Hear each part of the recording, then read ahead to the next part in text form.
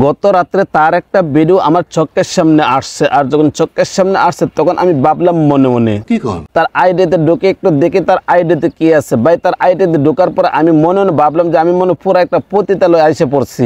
এই মনটা দিয়ে রে পতিতালয়ে যদি কেউ কোনো কিছু করে তাহলে ছাড় দেওয়ার ভিতরে করে, কেউ যেন কোনো কিছু না থাকে, কিন্তু তারা সে আইসে এরকম ভাবে যা কিছু আছে ওপেনলি করে আমাদেরকে এরকম ভাবে দেখাচ্ছে। ভাই তার সাইজ গুলো খুব বেশ মোটামুটি অনেকটা ভালো না?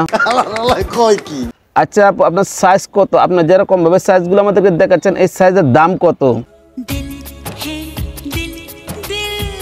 ভাই আপনার ঘরে কি বাচ্চা পোলাপান কান্নাকাটি করে দুধের জন্য দুধ কিনতে পারেন না? আরে না বেটা, তাহলে আর দেরি কিসের জন্য? এরকম একটা গাভী যদি আপনি কিনতে পারেন আর এরকম একটা গাভী যদি আপনার ঘরে থাকে তাহলে কিন্তু কোনো সমস্যা নেই। কারণ এরকম একটা গাভী যদি আপনার ঘরে থাকে তাহলে কিন্তু আপনি অনায়াসে অনেক দুধ বিক্রি করতে পারেন, এরকম কি আপনার বাচ্চাকেও খাওয়াতে পারবেন। সত্যি 100% সত্যি। কারণ সে যেরকম ভাবে যেগুলো জিনিস আমাদেরকে দেখাচ্ছে বাইরে বাইরে দেখার পর তো আমি ভাবতেই পারি না সে এত বড় সাইজ করলো কি করে। এই সাইজগুলো করতে কিন্তু ভাই এমনি হয় না, সে নিচতলা ভাড়া দিয়েছিল। তুমি কি কোনোদিনও ভালো হবে না?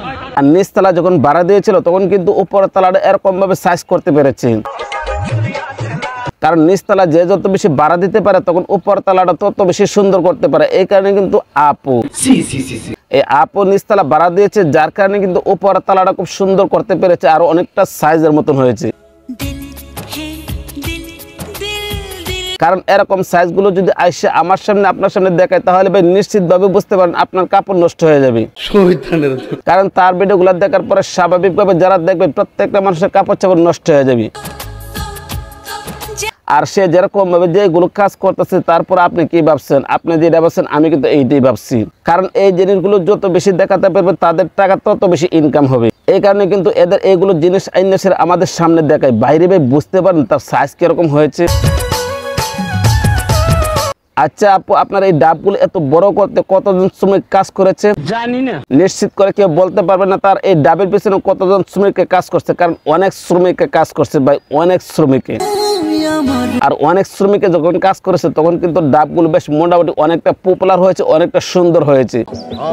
আর এই সুন্দর জিনিসগুলো যদি আইসা আমাদের সামনে দেখায় তাহলে ভাই আপনি নিজেই বুঝতে পারেন কিরকম ভাবে যে এই সাইজগুলো হয়েছে।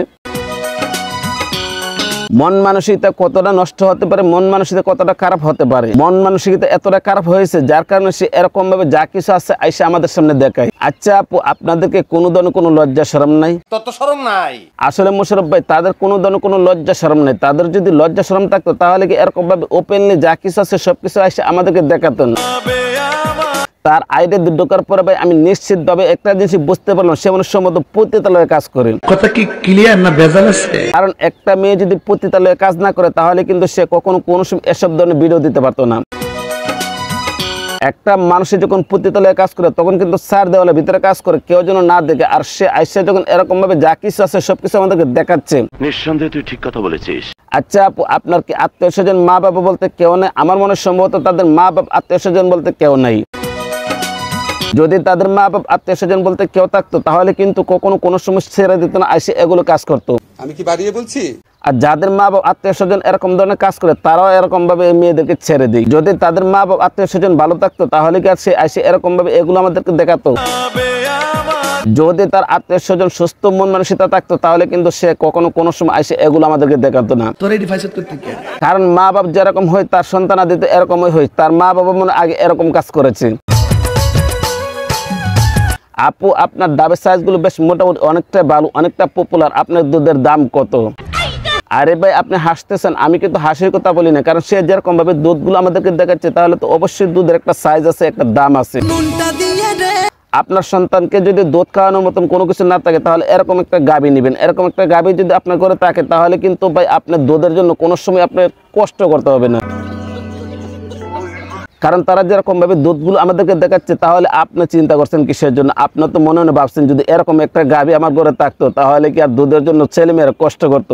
যাদের ঘরে কোনো ধরনের কোনো টাকা পয়সা নাই, টাকার জন্য আপনি গাভী কিনতে পারতেছেন না, একে হ্যাঁ তার মতন যদি একটা গাভী আপনার ঘরে থাকে তাহলে ভাই আপনি কিন্তু কখনো কোনো সময় দুধের জন্য কষ্ট করতে হবে না। এইটা কোনো কথা? কারণ তার যে দুধের সাইজ আছে এই সাইজ কিন্তু সহজে কাউকে পাবেন না। এই কারণে এসব যদি আপনাদের সামনে আসে তাহলে তাদেরকে ঠিক মতো সাইজ করতে হবে। তাদেরকে উপরতলা থেকে নিয়ে নিচতলা পর্যন্ত যদি ঠিক মতো সাইজ করা যায় তাহলে দেখবেন আর কখনো কোনো সময় তারা সোশ্যাল মিডিয়াতে এসে এগুলো করবে না।